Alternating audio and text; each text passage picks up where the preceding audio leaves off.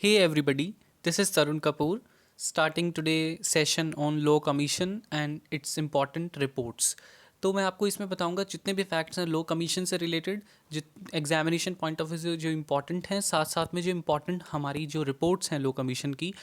अब जो सबसे पहले जो बात है कि आपने सभी जो चेयरमैन्स रहे हैं लॉ कमीशन के, जो 21 लॉ कमीशन रहे हैं उनके जितने भी चेयरमैन्स रहे हैं उनके लिस्ट को एक बार देखना है। बिकॉज जनरली ऐसे सवाल पूछे जाते हैं कि इनमें से चार ऑप्शन दे देंगे, इनमें से कि कोई चेयरमैन रहा है या कोई नहीं रहा है।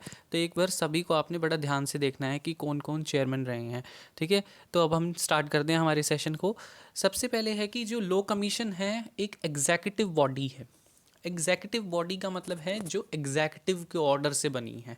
अब एग्जीक्यूटिव कौन है सभी को पता है, वाइस प्रेसिडेंट है, council of ministers, attorney general, ये हमारे एग्जीक्यूटिव ब्रांच ऑफ गवर्नमेंट में आते हैं। थ्री ऑर्गन्स होते हैं गवर्नमेंट के, लेजिस्लेटिव, एग्जीक्यूटिव एंड जुडिशरी। ठीक है, सो लेजिस्लेटिव में पार्लियामेंट आ जाता है, एग्जीक्यूटिव में गवर्नमेंट खुद आ जाती है जिसमें प्रेसिडेंट उनके हेड हैं गवर्नमेंट के, स्टेट के। ठीक है, तो एग्जीक्यूटिव ऑर्डर से जो बनेगी बॉडी वो एग्जीक्यूटिव बॉडी कहलाएगी। लॉ कमीशन एक एग्जीक्यूटिव बॉडी है जो गवर्नमेंट के ऑर्डर से बनती है, ना ये कॉन्स्टिट्यूशनल बॉडी है। ठीक है, और ना ही ये स्टैट्यूटरी बॉडी है, स्टैट्यूटरी बॉडी। ठीक है, ना ये स्टैट्यूटरी बॉडी है। कॉन्स्टिट्यूशन मतलब कि जो कॉन्स्टिट्यूशनली, जैसे इलेक्शन कमीशन कॉन्स्टिट्यूशनल बॉडी है अंडर आर्टिकल 324। ठीक है, और स्टैट्यूटरी बॉडी जो किसी स्टैट्यूट के थ्रू बनी है, किसी एक्ट के थ्रू बने हैं। ठीक है, उसके बाद आता है कि चीफ फंक्शन है लीगल रिफॉर्म्स करना कंट्री के अंदर, और ये एडवाइजरी बॉडी की तरह काम करती है लॉ मिनिस्ट्री के कि जितने भी लॉज हमारी बन रहे हैं उसके अंदर जो जो भी एडवाइजेस है वो लॉ कमीशन देता है।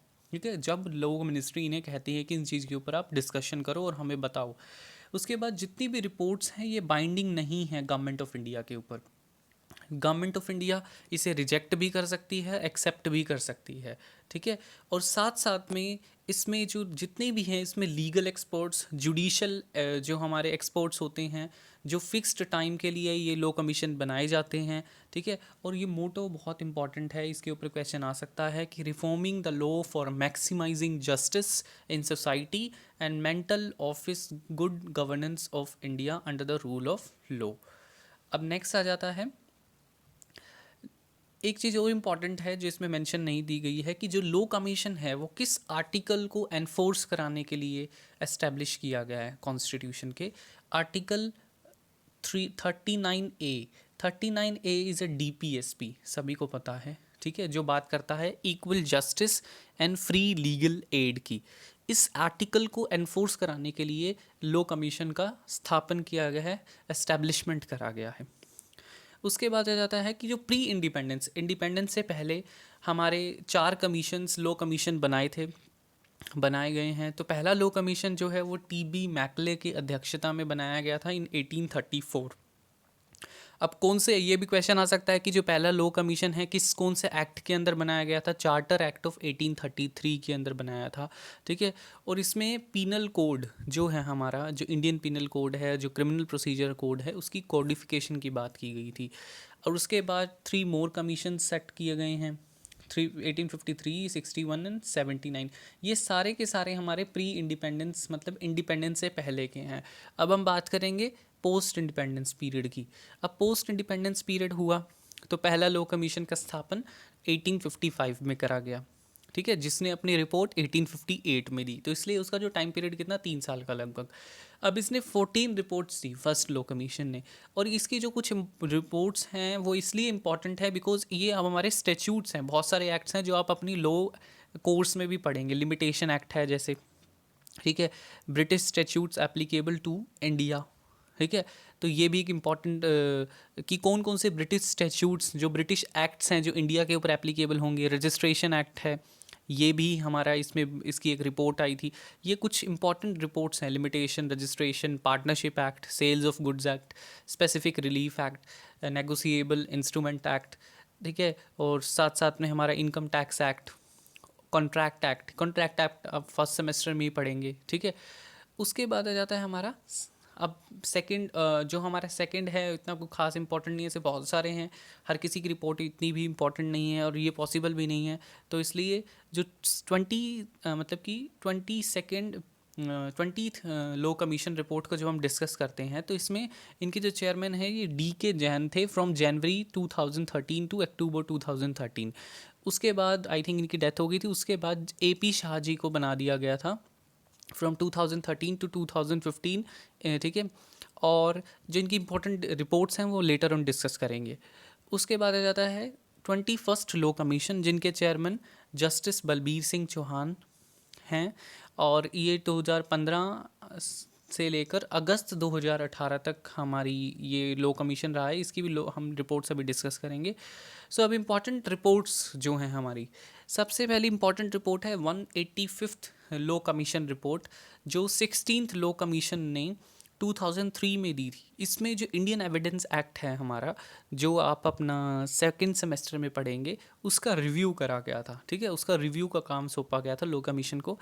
उसके बाद 200 मतलब कि 200 के अंदर ट्रायल बाय मीडिया, इसके अंदर ये लो कमीशन ने रिकमेंड करा था कि कुछ लेजिस्लेटिव लिमिटेशंस लगाने चाहिए मीडिया के ऊपर, ताकि वो ऐसा कुछ दिखाए ना, ऐसा कुछ रिपोर्टिंग ना दें जो एक्यूज्ड के राइट्स को ख़राब, मतलब कि नुकसान पहुंचाए क्रिमिनल केस के अंदर, ठीक है। कोर्ट के अंदर जो एक्यूज्ड के राइट्स हैं उसको नुकसान पहुंचाए, ऐसा कुछ रिपोर्टिंग ना हो, उसके ऊपर एक किस्म की रोक लगनी चाहिए। एक लेजिस्लेटिव लो, एक विधायक बनाना चाहिए कि उससे रोक लगे।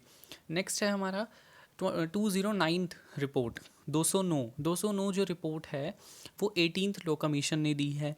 इसके अंदर एक प्रपोजल दिया है लो कमीशन ने कि जो सेक्शन 213 है इंडियन सक्सेशन एक्ट का, उसको हटा देना चाहिए। क्यों हटा देना चाहिए? बिकॉज ये जो 20213 सेक्शन है, ये आर्टिकल 15 को वायलेट करता है, ठीक है। तो इसमें ये बात करी गई है।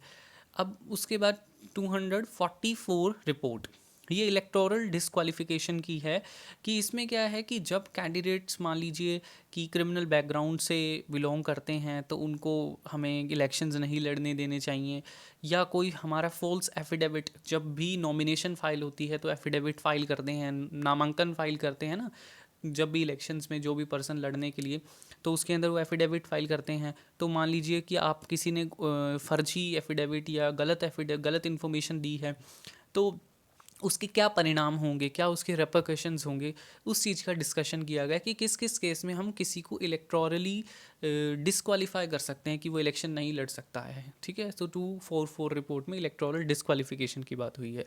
उसके बाद में आ जाता है 255 रिपोर्ट। अब 255 रिपोर्ट में क्या है, इलेक्टोरल रिफॉर्म्स की बात की है। उसमें हमने 244 के अंदर डिस्क्वालिफिकेशन की बात करी है, और 255 में हमने बात करी है कि किस तरीके से हम इलेक्टोरल प्रोसेस को और अच्छा कर सकते हैं, ठीक है, किस तरीके से और रिफॉर्म ला सकते हैं। तो ये हमारी 20th लो कमीशन की रिपोर्ट है। उसके बाद 260वीं रिपोर्ट हम डिस्कस करेंगे। तो इसमें एनालिसिस है 2015 के draft model Indian bilateral investment treaty. अब देखिए, जो बायलैटरल इन्वेस्टमेंट ट्रीटी एक ऐसी ट्रीटी है जिसमें दो कंट्रीज़ आपसी सहमति से कुछ बेसिक प्रिंसिपल्स, मतलब एक सिद्धांतों के ऊपर अपना एक, यू कैन से कह सकते हैं, कॉन्सेंसस बनाती हैं। फिर वो कहती हैं कि आप हमारे इन्वेस्टर्स को अपनी कंट्री के अंदर प्रोटेक्शन दोगे और हम आपके इन्वेस्टर्स को अपनी कंट्री में प्रोटेक्शन देंगे। तो ये एक किस्म की ऐसी ये एक ट्रीटी थी, संधि कहते हैं हिंदी में। उसके ऊपर एनालिसिस कराया इस रिपोर्ट के अंदर लो कमीशन ने। उसके बाद में आ जाता है 262 रिपोर्ट। अब 262 जो रिपोर्ट है ये भी 20th लो कमीशन की है। इसमें लो कमीशन ने रिकमेंड करा था कि जो डेथ पेनल्टी है उसको अबॉलिश कर देना चाहिए। अच्छा, इसमें एक जो इम्पॉर्टेंट चीज़ है कि इसमें रेयरेस्ट ऑफ रेयर केसेस वाले टॉपिक को भी डिस्कशन किया गया है, कि लो कमीशन ने कहा कि सिर्फ डेथ पेनल्टी को रेयरेस्ट ऑफ रेयर केसेस के अंदर ही देना चाहिए, अदरवाइज़ लाइफ इम्प्रिजनमेंट से ऊपर कोई सज़ा नहीं रखनी चाहिए, ये कहा था। उसके बाद 267 रिपोर्ट में हेट स्पीच के जो जो उसके ऊपर टॉपिक के ऊपर हम इतना ही याद करना सफिशेंट है कि हेट स्पीच के ऊपर हमने जो इसमें रिपोर्ट में लो कमीशन ने कुछ बातें कही थी। 270th रिपोर्ट में कंपलसरी रजिस्ट्रेशन ऑफ मैरिज, इसमें रजिस्ट्रेशन की बात करी है कि जो मैरिज है उसका रजिस्ट्रेशन आप सभी को पता है कि मोस्ट ऑफ द स्टेट्स में कंपलसरी कर दिया है। तो लो कमीशन की रिपोर्ट 270 ने यही बताया था। और लास्ट है 271 रिपोर्ट, ये 21st लो कमीशन की रिपोर्ट है। और इसके अंदर ह्यूमन डीएनए प्रोफाइलिंग जो एक साइंस का टॉपिक है उसके ऊपर ये डिस्कशन किया गया है। सो इसमें एक दो चीज़, एक इम्पॉर्टेंट चीज़ रह गई है, वो इसमें ये है कि अ, जो जो मेंबर्स हैं, एक जो 22nd लॉ कमीशन का भी गठन कर दिया गया है, सरकार ने गैजेट और नोटिफिकेशन निकाल दिया है। इसके अंदर जो गवर्नमेंट ने बताया है कि ये 3 इयर्स के लिए होगा, जो 22nd लॉ कमीशन है, ठीक है। और इसको हमने लॉ कमीशन की वेबसाइट से दिखा है। और इसके अंदर एक full member, full time chairperson होंगे। दूसरा, इसमें 4 फुल टाइम मेंबर्स होंगे, ठीक है। और तीसरा, इसमें सेक्रेटरी होंगे डिपार्टमेंट ऑफ लीगल अफेयर्स के, जो एक्स ऑफिशियो मेंबर होंगे, ठीक है। और साथ साथ में जो सेक्रेटरी होंगे लेजिस्लेटिव डिपार्टमेंट के, वो भी एक्स ऑफिशियो मेंबर होंगे। और 4 से ज़्यादा, not more than 4 part time member होंगे, ठीक है। 4 से ज़्यादा पार्ट टाइम मेंबर्स होंगे। उसके बाद 4 से ज़्यादा नहीं होंगे। उसके बाद में आ जाता है 275th रिपोर्ट। इसमें जब हम बात करेंगे तो ये है gambling and sports batting in India. तो ये क्रिकेट से रिलेटेड है। 275th report. 277th रिपोर्ट है रॉन्गफुल प्रोसिक्यूशन, मतलब कि को कभी मोस्टली ऐसा होता है कि वो किसी पर्सन ने कोई अपराध नहीं किया होता है और उसको गलती से उसको ले जाते हैं, उसके ऊपर मुकदमा चला देते हैं। तो उस केसेस के अंदर किस तरीके से उसको कंपनसेट किया जाए, किस तरीके से उसे रिलीफ दिया जाए कि उसको किसी लंबे टाइम तक उसको जेल में रखा है और उसने कुछ करा भी नहीं था, तो उस चीज़ के बारे में लॉ कमीशन ने 277 रिपोर्ट के अंदर डिस्कस करा है। उसके बाद जो हमारा है हमारा ये सेशन अभी ख़त्म होता है। और इसमें जो एक चीज़ है वो बार बार बता रहा हूँ कि सभी चेयरमैन्स की लिस्ट को देखना बहुत ज़रूरी है, क्योंकि इसके ऊपर भी जनरली क्वेश्चन आ जाते हैं। जस्ट एक ओवरव्यू लें, याद करने की ज़रूरत नहीं है, ताकि इतना पता लग जाए कि ये पर्सन चेयरमैन रहे हैं या नहीं रहे हैं।